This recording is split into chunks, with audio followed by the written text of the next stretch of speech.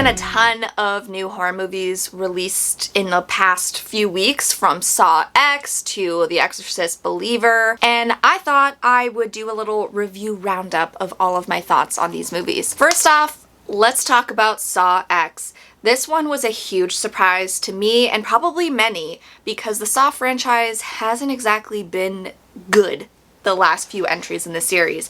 But this one felt surprisingly fresh. So it centers on John Kramer, aka Jigsaw, and it takes place between Saw 1 and Saw 2, I believe. And it's following him as he's trying to essentially figure out how to treat his cancer, because it's progressing, it's getting worse, he's gonna die, and he finds out about this miracle treatment from this group of people who claim that they can help him with a surgery and like a special cocktail drug. He pays them a lot of money. He goes to Mexico, gets this underground surgery done. He thinks that it's going to save him, and then he realizes these people have duped him in a horrible, horrible way, and he's gonna get revenge. What I love about this movie is that it really makes you empathize with Jigsaw, which is so weird because he's doing horrible things, and it kind of makes you forget about all the horrific things and traps he's set for people over the course of the series, where you're like, oh, but this old man is just sick and he just wants to live, and these people did this horrible thing and I want to watch them die now. Like, it's strange. There were moments in this movie where I got emotional and kind of teared up a little bit, especially for John Kramer, because Tobin Bell is so good. He comes off very sweet, very charming, and everything he's saying and doing, he makes you believe it. And in this one, Amanda comes back, our girl. I fucking love her. I love Shawnee Smith. I want to see more of her. She's just fantastic, and she's so good in this. But the hair, they couldn't have given her a better wig. It looks absolutely horrendous. It doesn't look anything like her hair from Saw 2, which was much better. I don't know why they didn't go with that. Here again, she's like likable and nice again. In Saw 3, she was like insufferable. You were like, what the hell happened? Like, she becomes like this evil bitch. Saw 2, she still has a heart, and she still has care for these victims that they are testing.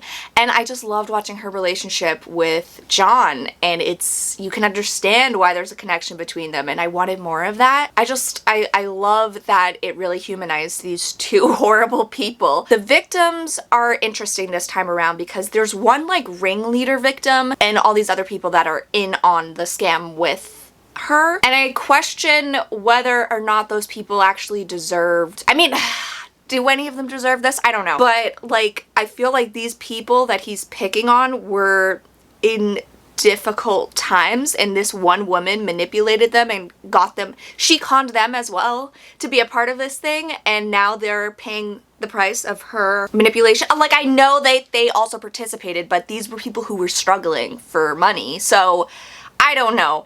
And the time length of the tests this time around was like a minute to like do these really intricate things where the characters would get through it and then there was another step, and I'm like, that doesn't seem like enough time, John.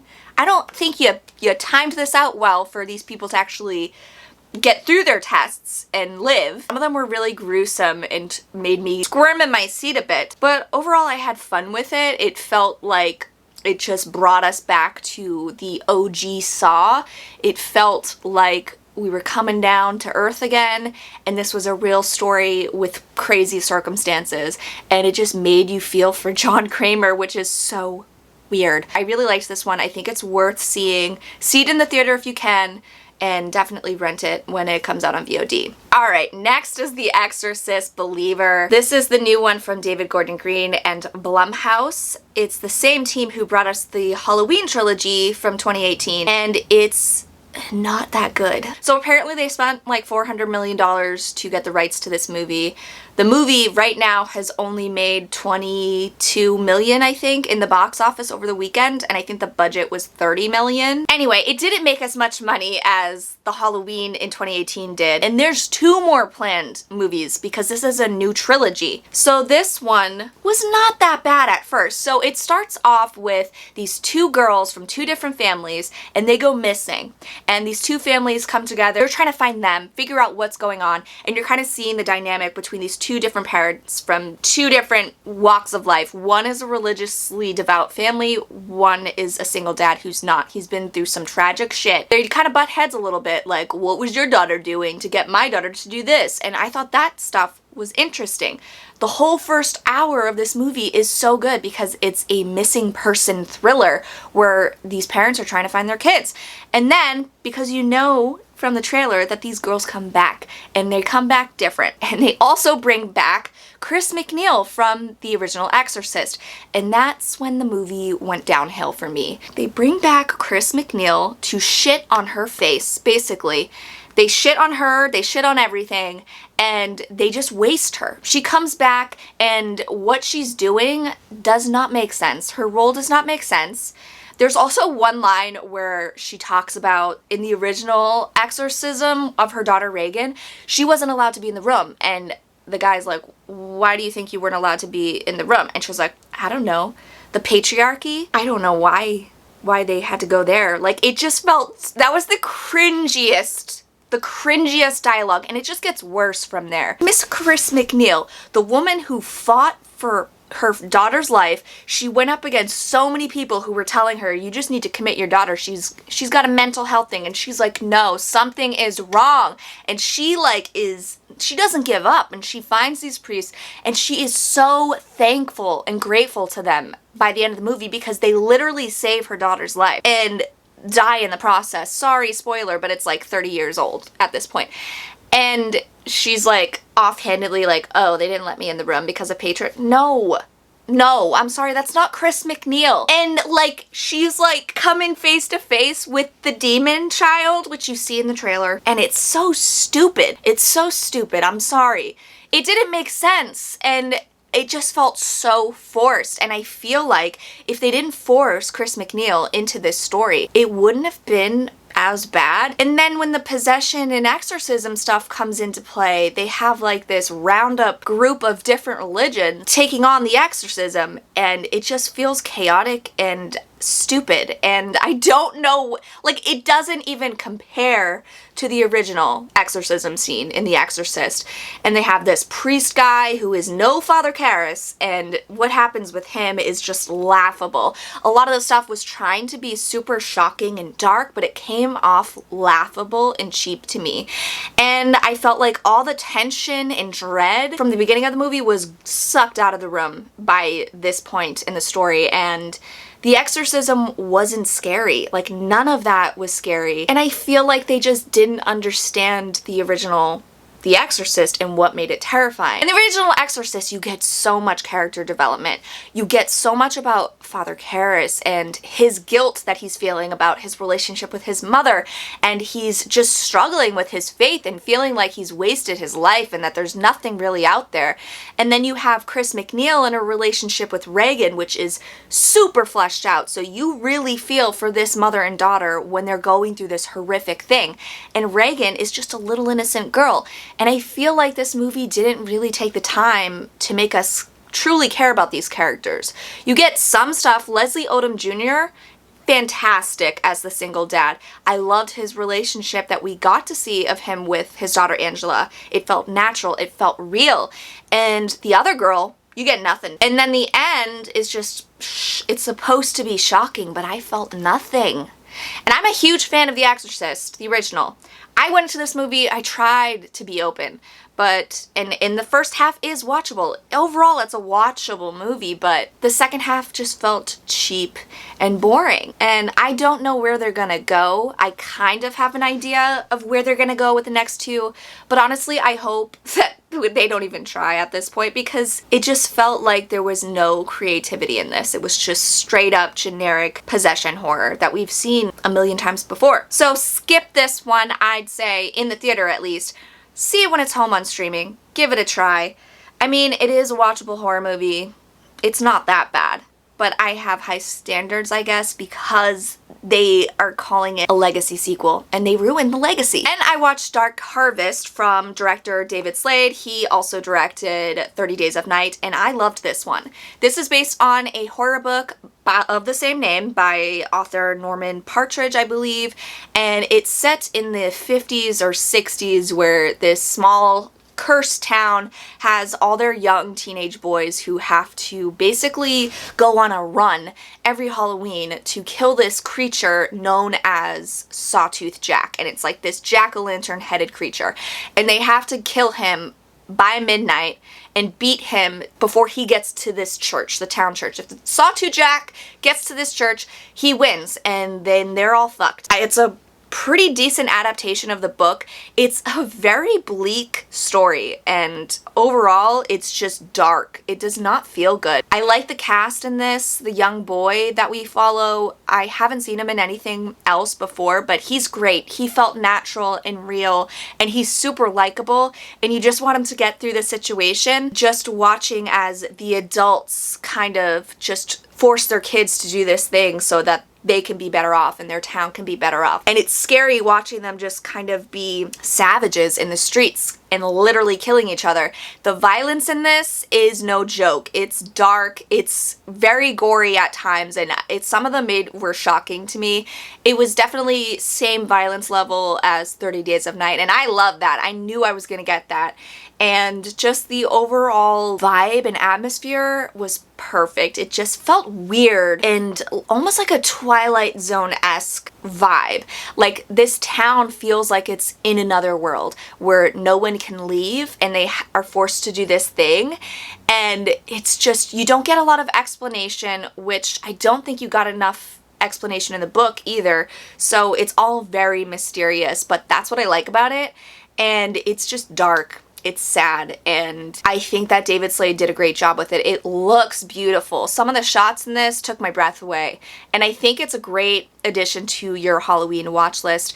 I believe this one is available on VOD, so highly, highly recommend checking it out, and I recommend checking out the book. I think that the book ends differently, by the way. I think the movie is a little bit darker. Then I watched VHS 85, which is the new entry in the horror anthology series. This time around, we have segments from director Scott Derrickson, David Bruckner, Gigi Saul Guerrero, and more. So there are 5 entries in this series. It's set in 85. The stories vary in quality or in how good they are, which I feel like is to be expected with the VHS series. Some of the stories are much stronger than others. A lot of hit or miss. I don't know why I said it that way. Overall, I thought it was a really entertaining, fun entry in this series. My favorite segment in this is from director Scott Derrickson. It's called Dream Kill, and it's about this series of murders that's happening, and the cops receive a VHS tape of the recorded murders, but they receive them a week before they happen. So there's a really interesting mystery there. It had major sinister vibes, which I loved, and it's really disturbing and gets under your skin, and I thought it was a lot of fun. The first story is called No Wake, which was really unique. It was a story about a group of friends who go to this mysterious lake, and something horrible goes wrong while they're there in the water, and it kind of goes to places I wasn't expecting, but I like where they went with it. And the story extends to a different segment later on in the film where you see the aftermath of that, and it's really interesting and weird and uncomfortable and just crazy. There was a segment that is set in Mexico during an earthquake where this film crew, they're filming the morning news, and the earthquake happens, and then this rescue crew comes to save the only remaining survivor, who is the cameraman, and then it leads to some interesting places. I just was kind of expecting where it was gonna go. I wasn't too impressed with that. And there's another one called Techno God, I think, and it's about this woman who's like, she's like a one-person show, and she's talking about how technology has killed God or something, and then she like puts on a virtual reality headset, and what's happening in the game starts happening to her in real life. I thought it was cool where it went, but it took a little bit for me to get into it. I didn't really like the whole setup. I was kind of bored. The wraparound story I thought was interesting. I think that's from director David Bruckner. It's called Total Copy, and it's shot like this group of scientists who are conducting experiments on this little boy named Rory, who is essentially like this alien creature that they found, and he just watches videos all day, and that's how he's like learning about life. And it basically shows how he progresses and changes and morphs over the course of the story, and then at the end you see how it all blows up, and I thought the end of it was really funny. Overall, I thought it was a really enjoyable entry in the series. I think if you're a fan of found footage horror and the VHS series, you'll like this one. I think it was a lot stronger than the last entry in the series, but I still had fun with the last entry in the series. And then lastly, I watched Totally Killer, which is a new horror comedy that is currently streaming on Prime. This one was so much fun. I loved every minute of it. So it is about this girl whose mother was a target of a serial killer when she was 16 years old. It was this sweet 16 killer who killed all her friends, and then he returns. And she, the daughter, goes back in time to try to stop the murders from ever happening. It's basically like Happy Death Day meets Scream, I would say, but not as dark. I think that the mystery itself was really interesting, trying to figure out who the killer was, and I kind of figured it out. I think it's really sweet. It's a sweet story about a mother and daughter and their relationship. This huge thing changes everything, and how this girl is basically learning that she really loves her mom, and she kind of took that relationship for granted, and she's learning to basically be a better person and love her mom. I think time travel stuff is funny. It's silly, and I think it pokes fun of a lot of the 80s stuff and how like easy things were back then. Like nobody gave a shit, and like with security measures and all of that, and just how offensive certain things can be back in a different time. I thought that was interesting. And the kills in this were like surprisingly shocking and violent. This killer is no joke. He stabs 16 times, and the stabs are fucking brutal.